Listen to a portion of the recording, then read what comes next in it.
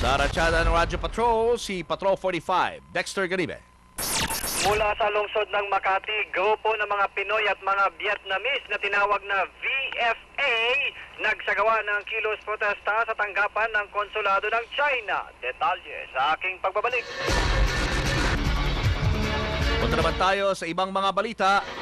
Vietnamese at mga Pinoy nagprotesta sa Chinese Consular Office sa Makati. May ulat si Patrol 45, Dexter Ganibe.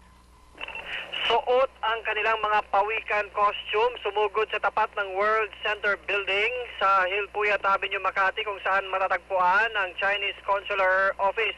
Ayon sa mga militante na kung makakapag-rally lang umano ang mga pawikan sa karagatan, ay aahon nito at susugurin din ng China sa pagiging berdugo nito ng mga pawikan sa mismong karagatan ng Pilipinas na itinuturing ng mga endangered species na mga lamang dagat.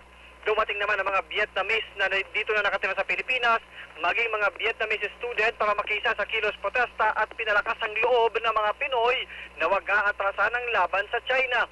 Bukod sa tinatawag na grupong VFA o Vietnamese Filipino Association, narito din ang Akbayan, Dika Pasisiil Group ng dating Congressman Roy Logoles at mga iba pang nagdaratingang grupo, kaya nagsisikip ng traffic sa Hilpuyat Avenue. Nagpadala na ng isang truck ng mga pulis mula sa Civil Disturbance Management Battalion ng Southern Police District para tiyakin ang katiwasayan sa lugar. Ito, Radyo Patrol 45, Dexter Ganibe, ABS-CBN, DZMM.